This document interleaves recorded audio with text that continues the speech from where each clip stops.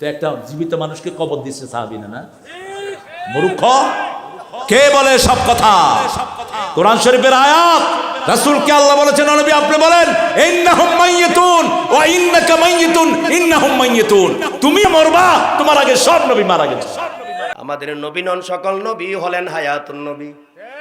ইবনে মাজাহ শরীফের হাদিস, ফা নবিউল্লাহি হাইয়ুন ইরজাকু। আওয়াজ দিয়ে বলুন সুবহানাল্লাহ। এটা বুঝার জন্য বলছেন, নবী রাসূল তো অনেক উরুদের কথা, শহীদরাও মরে না। ওয়ালা তাকুলু লিমান ইউকতালু ফি সাবিলিল্লাহি আমওয়াত বাল আহইয়া। আওয়াজ দিয়ে বলুন সুবহানাল্লাহ। শহীদরা নয়, শহীদরা নয়, আল্লাহর ওলিরাও মরে না।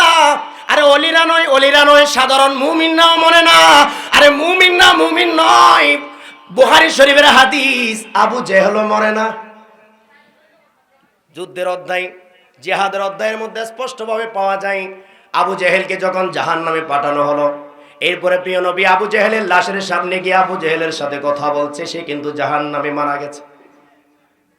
এরপরে সাহাবায়ে কেরাম হযরত উমর আল ফারুক রাদিয়াল্লাহু তাআলা আনহু জিজ্ঞেস করলেন, ইয়া রাসূলুল্লাহ, আপনি ডানে দেখেন বামে দেখেন, কার সাথে কথা বলেন, কিছুই তো বুঝতে পারছি না। তখন প্রিয় নবী বললেন, ওহে আমার উমর, আমি আবু জেহেলের সাথে কথা বলছি।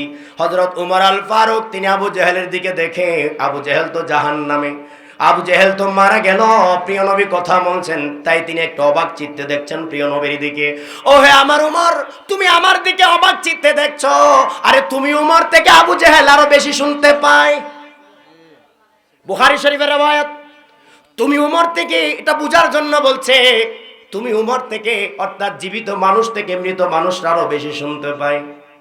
সুবহানাল্লাহ বলবেন না? জীবিত মানুষ থেকে মৃত মানুষরা আরো বেশি শুনতে পায়। আমরা যখন কবরের পাড়ে গিয়ে সালাম দিই, আসসালামু আলাইকুম ইয়া আহলাল কবর, আপনাকে যখন সামনাসামনি সালাম দিব শুনতে পারবেন, একটু দূর থেকে সালাম দিলে শুনতে পারবেন না। কিন্তু কবরবাসীকে যদি একটু দূর থেকে সালাম দেন, সেটাও শুনতে পারে। আওয়াজ দিয়ে বলুন সুবহানাল্লাহ। শুধু তা নয়, কবরের বাসী, ওই কবরবাসী মৃত লোকটি, তিনি আমাদের সালামের জবাব দেয়। সেজন্য আসসালামু আলাইকুম ইয়া আহলাল কবর বলি, সালাম দিচ্ছি, কেননা আমাদের বিশ্বাস এটাই সত্য বাস্তব যে ওই কবরবাসী আমাদের সালাম শুনতে পায়। শুধু শুনে তা নয়, আমাদের সালামের জবাব দেয়। মিশকাতুল মাসাবি। আওয়াজ দিয়ে বলুন সুবহানাল্লাহ। এগুলো বানানো কাহিনী নয়, সব হাদিসের বর্ণনা। সময়ের জন্য হয়তো সব বিস্তারিত বলা সম্ভব হবে না।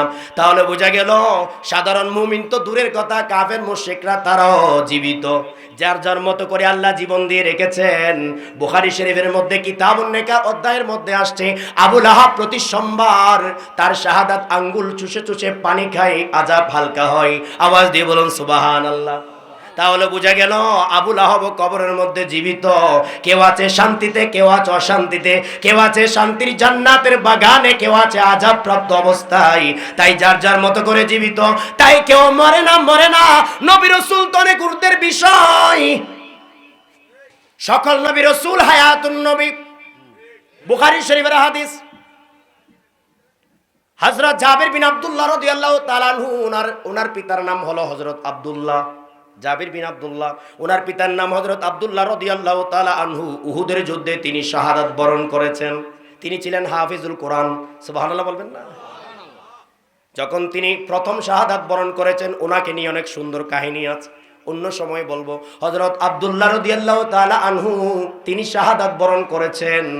আল্লাহর প্রিয় নবী হযরত জাবেরকে বলছেন, প্রিয় নবীর প্রিয় সাহাবী, হাদিস বর্ণনাকারীর মধ্যে অন্যতম একজন, প্রথম 5 জনের মধ্যে একজন হচ্ছেন হযরত জাবের বিন আব্দুল্লাহ রাদিয়াল্লাহু তাআলা আনহু। ওহে আমার জাবের, তোমার বাবা তো শাহাদাত বরণ করেছে, উহুদের যুদ্ধের প্রথম শহীদ তো তোমার বাবা। তোমার বাবা কোরআনের হেফজ করেছেন, তো তার কোরআন মুখস্থ। তখন তার বলিয়ম আকারে আমরা যেভাবে কোরআন মুখস্থ করি, সেই কোরআন ছিল না।